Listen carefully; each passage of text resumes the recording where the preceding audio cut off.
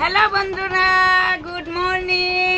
তো আমি এখন রেডি হচ্ছি, ভিডিও বানাবো বলে দিদির বাড়িতে এসেছি। তো তাই কাজ নাই, তাই ভাবলাম একটু ভিডিও বানাই নেই। তাই আমি ভিডিও বানাতে যাব। এখন বেশি দূরে যাব না, এখানেই রাস্তায় বানাবো।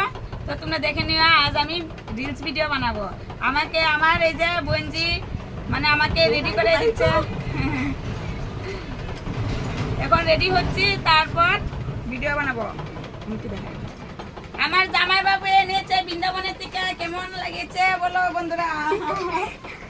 আমার এই যে চুল নাই,